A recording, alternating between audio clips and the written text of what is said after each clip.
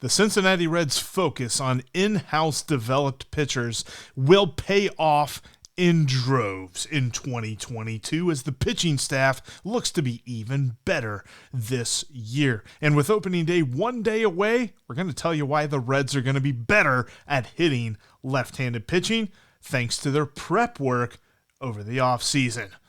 That's all coming up on today's Locked On Reds. You are Locked On Reds, your daily Cincinnati Reds podcast, part of the Locked On Podcast Network, your team every day.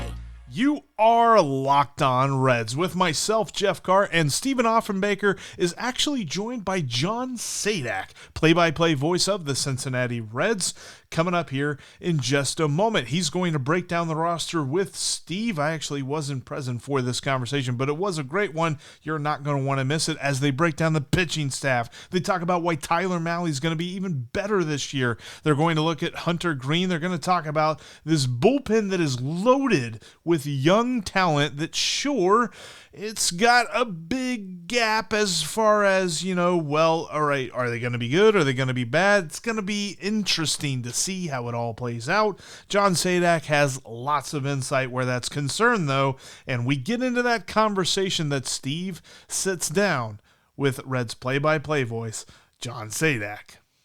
Let's dig into these Reds because this Reds team that's going to take the field in Atlanta is drastically different than the Reds team that left the field when we saw them last at the end of last season. Gone are Nick Castellanos and Jesse Winker and Eugenio Suarez and Sonny Gray. Lots of guys have moved on, and the cast of characters coming in, there's a lot of question marks. Let's start on the pitching side of things. What we know is there's been a 4-man rotation named to start the season in Tyler Mahle with the opening day start, Reiver Sanmartin, Vladimir Gutierrez, and the debut of Hunter Green. And then it's kind of wait and see on that 5th starter. So before we get into the starters too much,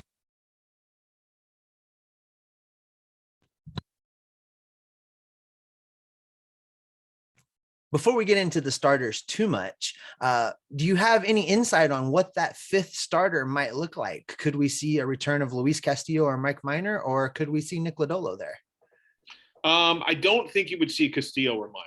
I do think you will see them on the front part of the season. Derek Johnson had an appearance in MLB Network where he had thought May 1 was perhaps too far in the future, that Luis at least was in front of Mike and would probably rejoin the Reds in a big league capacity at some point earlier than that.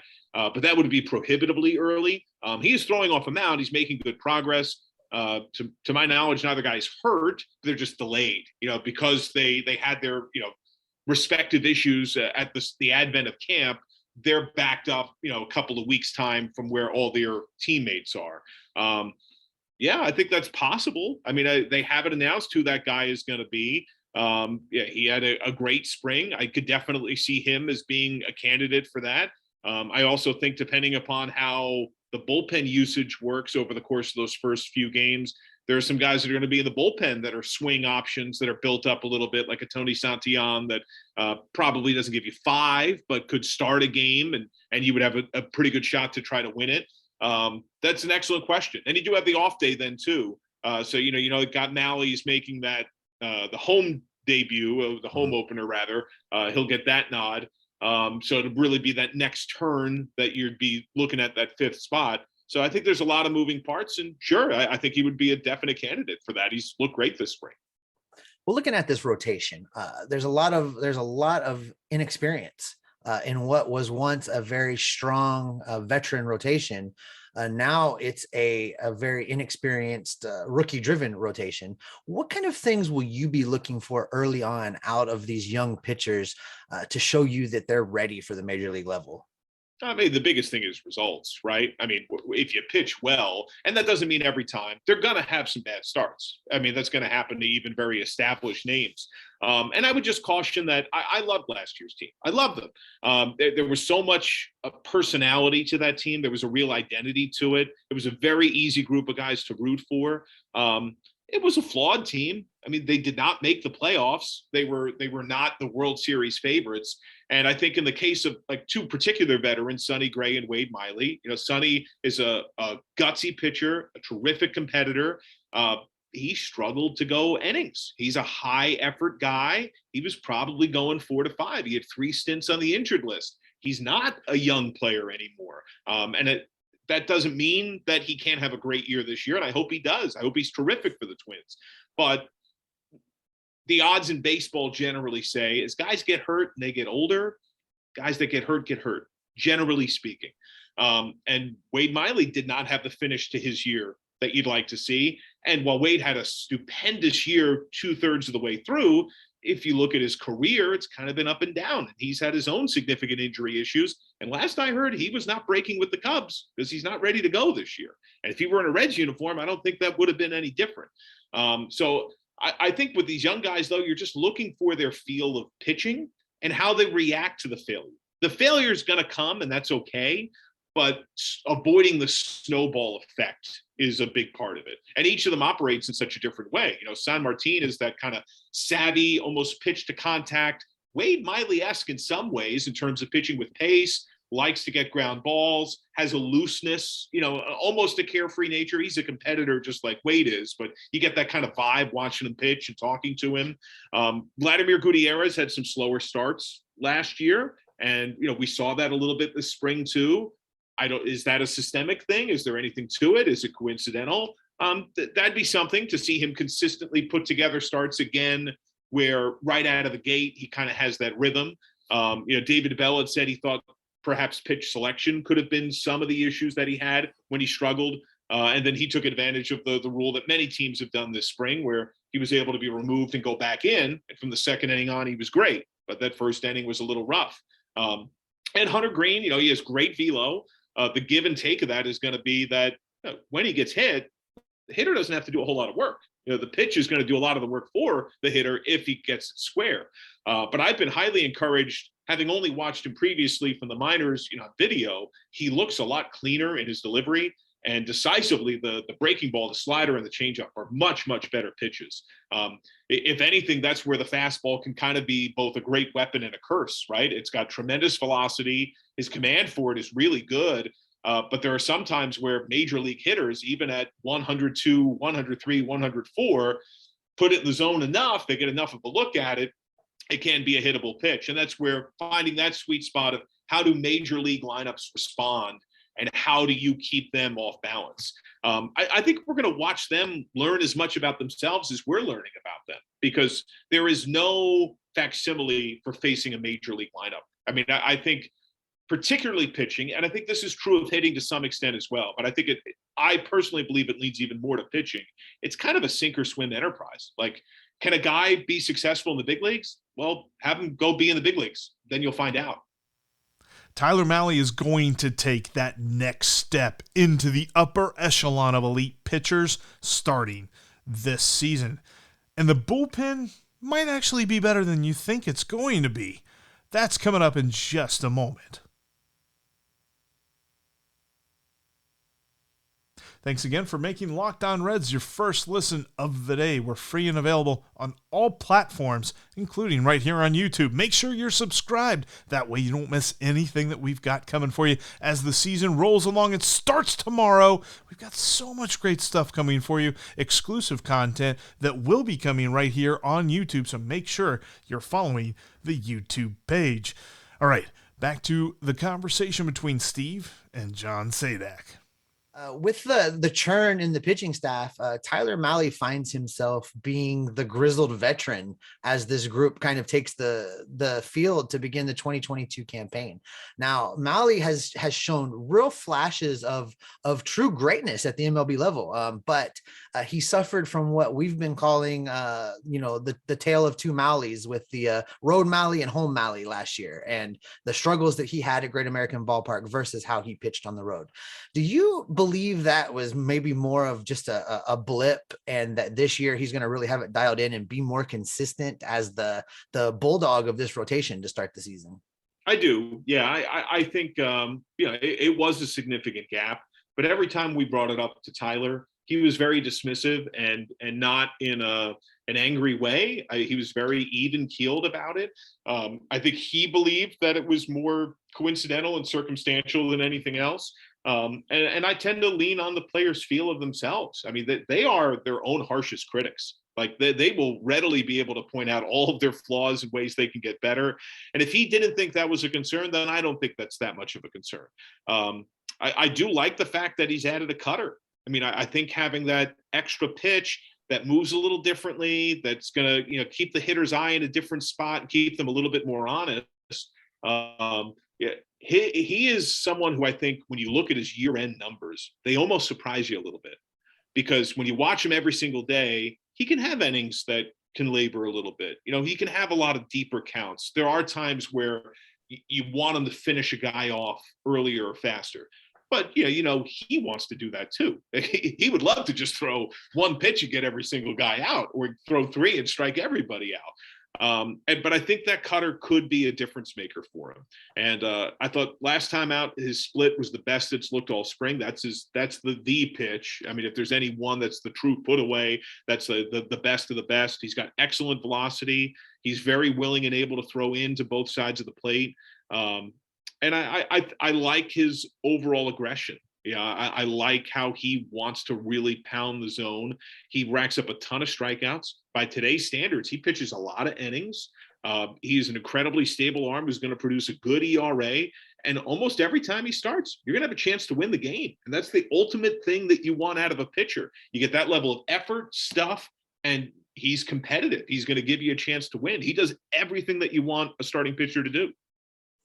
Let's stick with the pitching just a little bit longer, but let's jump into the bullpen. Now, obviously, TJ Antone is not going to pitch this year. He's got his second Tommy John. He's out for the long term. And although, he's optimistically saying he'll pitch to minor leaguers by the end of the year, we're not going to see him. Lucas Sims is delayed, and I'm not quite sure what his status is. Hopefully you can provide a little bit of insight to that, as well as just kind of maybe the top 2 or 3 arms that you see in this bullpen with those two big guys, either out or delayed. Some other guys are really going to have to step up early on in order to take care of the back end of these ball games. Yeah, and I think you'll see the bullpen used in a similar fashion to last year. There won't be an anointed closer. There won't be a guy in the 9th inning, but there will be guys that gravitate to whatever the coaching staff believes the highest leverage spots are. And that sometimes might be in the 7th. That could be in the 8th. It could be starter gets yanked. That's what Antone did probably more than anything else. You got 2 runners on, and perhaps even the 6th or 7th inning, it's a 1 or 2 run game. That's when they would use Antone, and he would usually begin the next inning as well, but get us out of this jam and then bridge the way in another big inning against the meaty part of the order. Lucas, I've seen him out there getting his work in. He is much like Luis and Mike Minor. He's just delayed because he had his setback in the early stage of camp. I don't think they'll be without him for too long.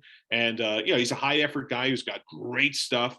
Probably profiles as their most potent single bullpen option. If you were to have a de facto closer without anointing a true title of that, he's probably the guy based on stuff and prior performance that matches up most in that way.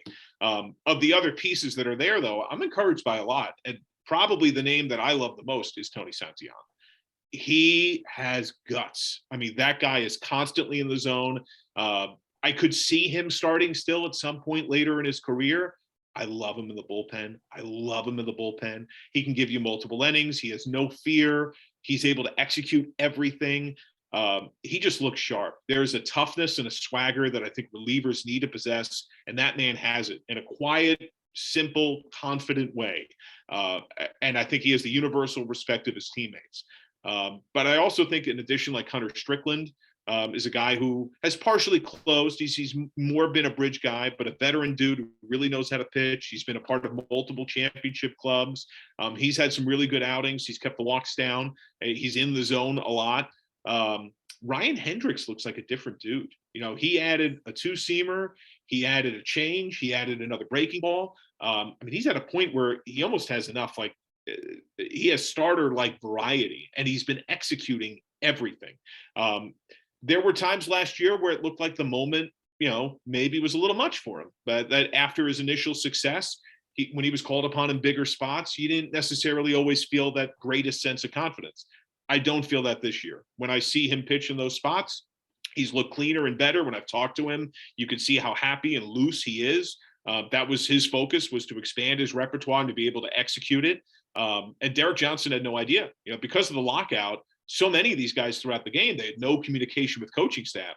So when he comes in, once it's a green light for the year, and he shows, look what I added, everybody's eyes widen, like, wow, this is interesting. This is unique. Similar with Buck Farmer. He had spent his career in the Tiger organization. And Buck did a lot of work on a slider that was not a big horizontal break pitch. And he's more than doubled that horizontal break. And he's got a fastball that's a mid-90s pitch that has some good horizontal run to it. He has looked very, very good in his spring outings. Also has that same sense of confidence with him. I really adore Luis Sessa. He's a guy that I think could be a decent spot starter option. I don't get the sense that that's what he'll do for this Reds team. I think he's going to be more of that bridge you need, probably more than 3 outs, but not quite 2 full innings. But David Bell has brought his name up as a guy that could be in a save situation. He would be willing and able to go to him. I think the bullpen is in a good spot. I adore Art Warren. I see a lot of Tony Santillan at Art Warren. I love how he talks to himself as he gets ready. He looks for the S for strike somewhere in the stadium before he delivers every pitch. He has that mental preparation routine. I still remember his story of when he was with the team in Cleveland the night of Wade Miley's no-hitter. And he was the only taxi squad guy. He had gone back to the hotel because that was an hour rain delay before that game started. He was about to draw a bath just to kind of relax and give his body a rest. And then he realizes, well, Wade's got a no-no going. I got to get a ride down to the ballpark. He has super stuff, excellent competitor. I think there are a lot of weapons. I think you're going to see some variety. The bugaboo on the front half of last year's season was the bullpen. They took chances on a lot of guys that were mostly plucked from other organizations or came in different ways. And the thought was, let's try to tweak something. Let's try to fix something. Let's try to maximize something they're great at. Now, this is more through the pipeline of the minor leagues. More of these guys are drafted, developed players within the Reds organization, several of whom have shown the ability to go out there and execute in the big leagues. Now the challenge is they're coming into the year knowing they're on the big league roster, and they're going to be asked to do it for an entire season. That's different, but I'm highly encouraged by many of them, and I'm really eager to see. I think it'll kind of happen naturally to some extent, but we're going to narrow in on probably 2 to 3 guys that are often in those biggest spots. And right now, I think it's probably most likely going to be Sims and Santillan. The conversation flips to the position side of things. The Reds are going to be better against left-handed hitting. You just wait. Prep work over the offseason. They're ready to go. And there's a guy in the outfield that you're not going to want to forget about because he might actually take off, and that's Jake Fraley when it comes to Great American Ballpark. That's coming up here in just a moment, and if you want to take off when it comes to your snack game and when it comes to your health, you got to check out Built Bar. Built Bar is made with 100% real chocolate, but it also has the statistics of a cleanup hitter. We're talking about 130 average calories and up to 17, sometimes 18 grams of protein. Plus, they've got amazing flavors like cherry barcia, coconut. They've got peanut butter brownie. Stuff like that sounds like it should be absolutely unhealthy for you, like a candy bar, but it's better than a candy bar. It's a Built Bar. Well, those stats I talk, even 4 grams or less of sugar and net carbs, you've got to check them out today. Go to Built.com and use the promo code LOCKED15 to save 15% off your next order. They've got amazing limited time flavors, plus they've got the Puffs. And if you haven't tried the Puffs, you absolutely have to. Protein-packed marshmallows. Need I say more? Go to Built.com and use that promo code LOCKED15 to get in on the awesomeness that is Built Bar.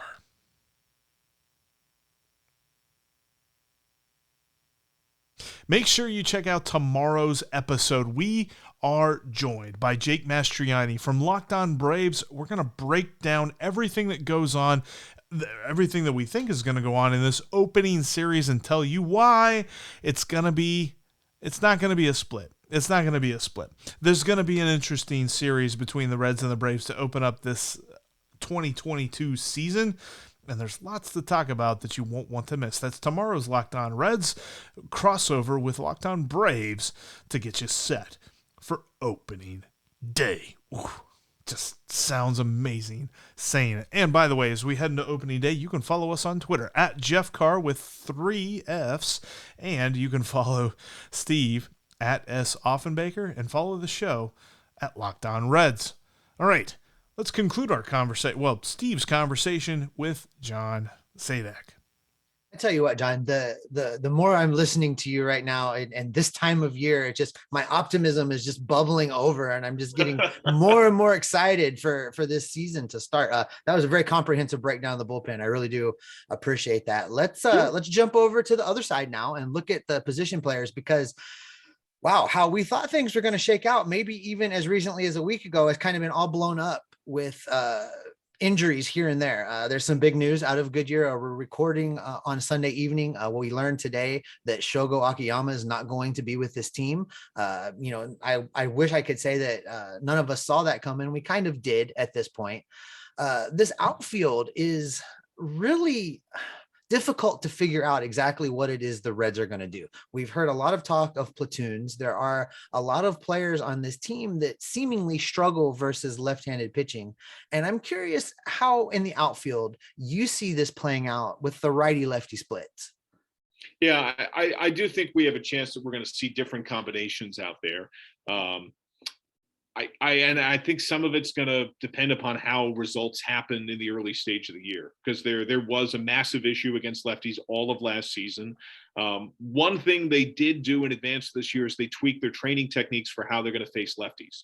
So they augmented when they were hitting off machines, changing the angle of how the ball came in to try to not just simulate a lefty, but to kind of go beyond that and almost drop down the angle even more to overcompensate in a way to give them as many looks as possible. And that was something that David Bell confessed, is that because if you recall, they didn't see a lot of those lefties until really when the collapse began, when the erosion of wind started to arrive. They were front loaded. They faced a ton of right-handed pitching, and then the lefties came in waves. And he thought that perhaps they weren't as prepared as they could have been because they were only seeing righties. So there wasn't the need to look at much at that left side. And then when the lefty came, I think it was 9 out of 12 games at one point, starting pitchers, and some really, really good ones, by the way, during that span, that it was very difficult to overcome.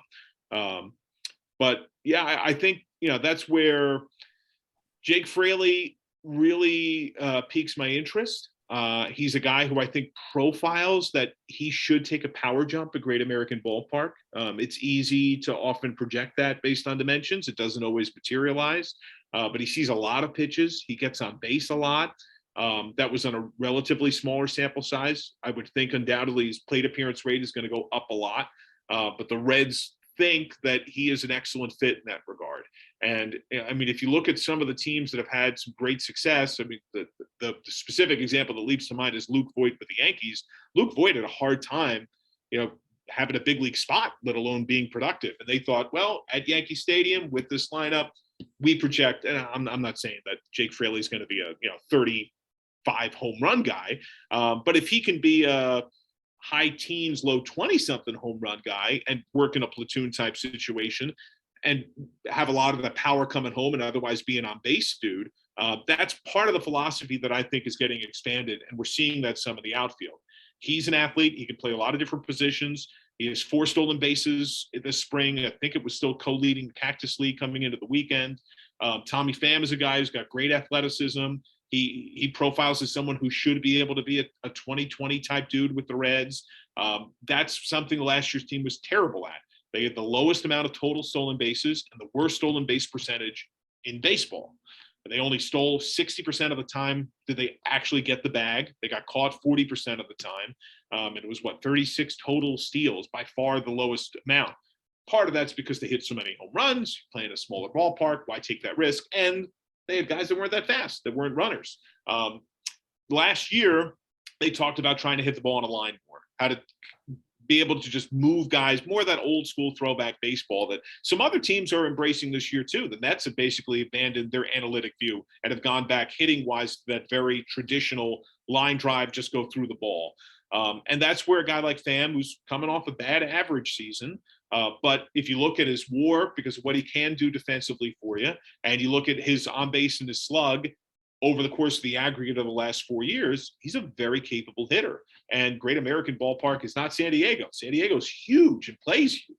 Great American Ballpark is the exact opposite. I also love that, he calls this his revenge tour. And he did say at one point, I want to get my numbers. And he very quickly thereafter talked about, and that will lead to team success. There's nothing wrong with a guy wanting to be productive. And if that's fuel for him, if he feels disrespected by the league because he feels that he's put together a career that was more deserving of bigger consideration in terms of years and money and by more overall teams, I like that. Players with chips on their shoulders and contract years tend to perform incredibly well. And you can tell that there is a desire for that man to win. And he has a prior relationship with David Bell from the Cardinals that I think should help. David talked about how when he was the assistant hitting coach, Tommy was constantly the last guy in the cage. And so the two of them spent long hitting sessions together, breaking down everything. And I'm trying to remember the adjective that he used. He called him a very intense listener with how he kind of absorbs everything. One thing I've noticed is that in the early start of the day in the backfields, Delino DeShields working on subtleties of base running, because this goes beyond steals. And David, I think, was pretty clear about this, that he doesn't necessarily want to see them double their stolen base total. He knows that that's not exactly quite today's game, nor exactly what the strengths of the team are. But he does want to see them be much more efficient with how they steal bases, have a greater return, and get those other extra bags that are not steals. Go first to third, score from second, grab a base when you can on a deep enough fly ball that he thinks in the aggregate can have a positive impact on this team. And I can see that. I think that's very, very possible. To me, like, that's where the outfield part of it is going to come down to, how's Aquino going to hit? That's a great question. He had a grand slam today. When he connects, he can still do major damage. He composed a month for all ages. That's a long time ago now. It's several years ago. That's going to be a big part of it, is what is his rate of doing damage? And I don't even necessarily think pure average. If he were in the lower 200s, that could still be super productive if it's the right type of contact and you're cutting down on strikeouts, you're at least getting productive outs, and that the contact that's coming is really impactful in the game. But I think they're much better defensively too. The advanced metrics, I don't know how much weight to put in them defensively. I give them on the broadcast because they are the industry standard right now for most people. They are how many teams are evaluating some of these fielders. But sometimes I see a number that's good or bad, and it doesn't necessarily marry up to what you see on the field.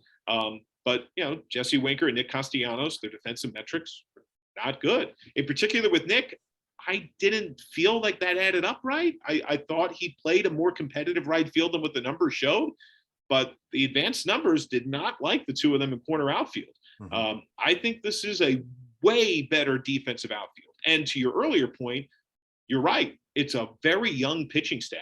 I think being better defensively is pretty important. They need to know that when they execute a pitch good enough to get an out, that the out is going to occur, because that's where the snowball effect can come in. And I'm encouraged by Nick Senzel. I think he's coming in clearly much better shape. By all accounts, with a great attitude. I think he is eager to contribute in a very positive, team-friendly way. He obviously has big-time talent. For him, the biggest question has been staying healthy, usually by his, self-injurious injury, making diving plays at the wall on the warning track. I hope he's selective with that. You want the guy to make the play, but you don't want to lose the guy. So I'm encouraged by it. It's not going to be the power production of Winker and Castellanos. It's not. I mean, those are two elite power hitters in the game right now. They're both all-stars last year. But that doesn't mean that it can't win, that they're not capable of executing, and that you win in a different way. All right, let's move into the infield. Now, we can relatively safely look at catcher, first base, and second base and know what's going on there. We've got Tyler Stevenson behind the plate, Joey Votto once again at first base, and Jonathan India at second base.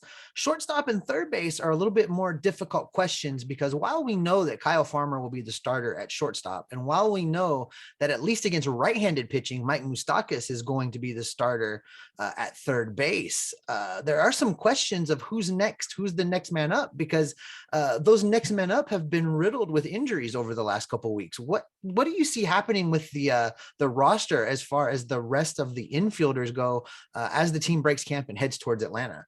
Yeah, that's a great question. We record this on Sunday, and today a talking stick, Max Schrock, exited with a calf injury, the same injury that cost him a pretty good chunk of time last year. So not knowing the full severity of it or how long that's going to impact him, what a professional, great hitter who's very versatile defensively. He can play basically everywhere but catcher and center field. That's a big loss if that's a loss. Donovan Solano, I adore that man. I had him for 2 years broadcasting his games AAA with the Yankees. He's an excellent line drive hitter, situational hitter who I think profiles to have a slight power spike, not a huge one, but a slight one at Great American Ballpark, who's a versatile defender. Very capable, particularly at second and third. And probably profiles as more of a platoon guy, but his minor league splits, because there aren't that many on the major league side, he's mainly been used in that platoon fashion. He was really good to both righties and lefties. The average and the power were both very, very similar. He's just able to execute and put that ball in the right spot. The ideal kind of guy that you can hit and run with. Like, I think when he is part of the lineup, that's going to be one of the wrinkles that you'll see with this team that you very rarely would have seen under last year's, because why bother? It's going to be a swing and a miss or a home run. You're not going to start the runner because you don't want to run into an out. That's an excellent question. And Brandon Drury, who has a lively bat, I think has had a really good spring in that regard, probably profiled to be the primary backup option after Solano had gone down, and then Drury left today's game with an injury. And I haven't heard yet the full extent of that. I mean, we'll talk to David tomorrow morning, and I would hope we'll have a kind of a prognosis for what things are looking like. I don't know. I'm really curious. I'm very confident in Kyle Farmer. Kyle Farmer is a gamer. He played last year hurt for a good chunk of the year, and was an all-out effort dude, making diving plays, sliding constantly. That was what aggravated his injury the most and provided him the most pain. He couldn't do more physical damage, but he could feel a lot of pain when he extended himself that way, and he played through it. So I'm very confident that Kyle will be able to go. And of course, Jose Barrero, who's had his cast off when I've seen him around the facility lately, has still been able to run, has still been able to throw. So he's been able to keep his body ready in that regard. I can't imagine that he'd be playing before May. I don't know exactly when. But coming back from that hamate injury and surgery, he can still be part of it. And who knows? I mean, he wants to be a shortstop. That's what he's done his whole career. The game kind of decides for us, like you have the best of plans, and then need comes up. And if there's a need in the outfield, I thought he was great in the outfield last year. If he fits in at short, then the question for him is whether he can hit big league pitching. He's more than capable defensively. I think he's proven everything that he realistically can prove hitting wise in the minors. And I think for him, it's very sink or swim. The only way he can prove or even get better at hitting big league pitching, he's got to see it. He's got to play big league games, and he's got to be at the plate. Absolutely. If the injuries to Schrock and Drury end up being something, do you think that we could see Alejo Lopez get another shot to come in here and maybe get some playing time and establish himself? It's possible. Yeah, I think and Miguel Hernandez is probably the guy as a shortstop that would profile in a way that, as a stopgap option. But now you're talking about 40-man moves, and I don't know. I think that's an excellent question. Lopez can clearly hit. He's done that at the minor league level. He certainly made a splash when he came up with the Reds. Good contact hitter. I think that's possible. But I think the hope is that Solano, I think the initial prognosis, they were saying 2 to 4.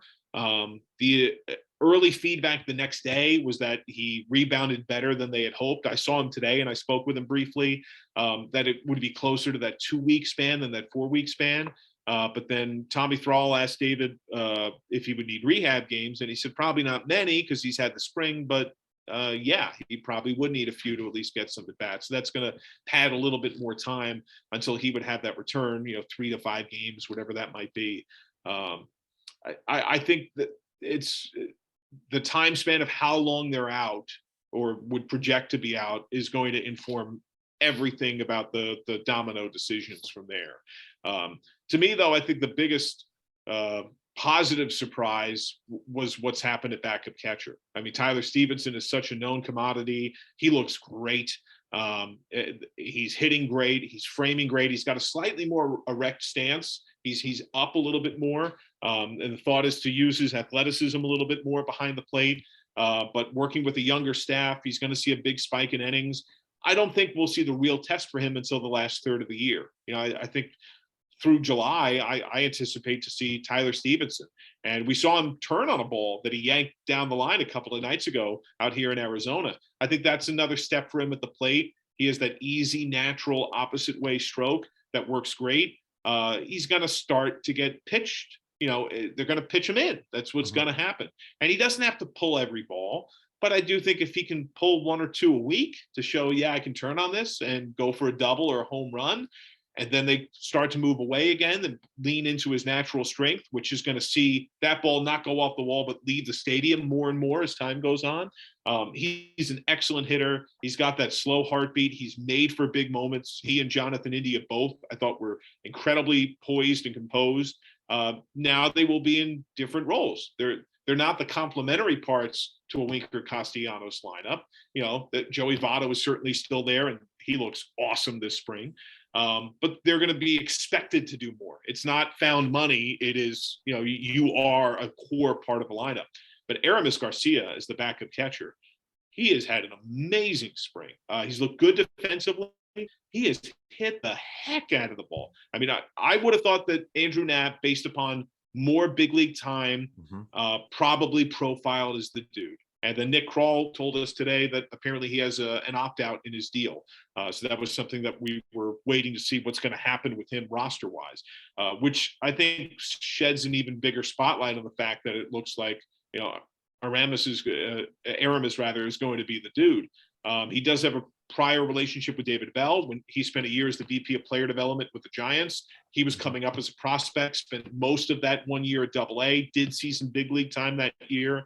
And his scouting report at that time, that's several years ago, big power, solid defensive player, strikes out a lot. Plate discipline was the issue. This spring, he's looked great. It's the spring. Will that translate in the big leagues? I don't know, but I don't think we're looking anywhere near like the split we did last year where, Tyler and Tucker were pretty much 50-50 once we were a month plus into the season. Tyler be the guy, and Aramis is going to play around him to some extent. He could be a really good bench bat. He could be an option for power to bring in a big spot. And depending upon how he had a turn at DH, maybe you see him get a game at first base like he did last year once every 9 or 10 days or so to keep his bat in the lineup, keep him on the field, but not have the same wear and tear on his legs, and give Joey a day off now and then. I think that's incredibly interesting and burying the lead, but India and Votto on that right side, I mean, they look great. India's put on pretty good amount of weight. I think it's good weight. He's confessed that he had a hard time maintaining weight last year. He said by the end of the season, he got down to 185. It was the lightest that he's ever played at as an adult. And so part of the thought process was get bigger, not just to get stronger and to do more damage in games, but recognizing he's going to lose weight in spring training. He's going to lose more during the year, be as strong as he can be at the end of the year by putting that weight on the early side. And if there's anybody who out of the womb would know how to lift and put on weight, it's that man. If you've seen his father, who still lifts 4 hours a day. I asked him it the other day. Crazy. His dad lifts 4 hours every day. That is crazy. Well, listen, John, you've been so generous with your time. I really do appreciate you. Before we get you out of here, I'm curious, what's the broadcast booth going to look like this year? Is it the same setup as last year with Barry at home and Chris on the road, or what are you guys doing this year? It is. The biggest difference is that we'll actually be on the road. So we'll get a chance to travel with the team. We won't be out of the office in downtown Cincinnati while the team's on the road. We will be in the booth, in the ballpark where the Reds are. But yes, to my knowledge, the basic plan is that Barry would be on most, if not all, of the home games, that Chris will be on the overwhelming majority of the road games. The Cowboy would do his 25 games. And I assume when Cowboy does that on TV, that Chris would then go over to the radio side with Tommy for those games. So I think you'll wind up hearing Chris, I would guess, on every road game, whether it's radio or TV.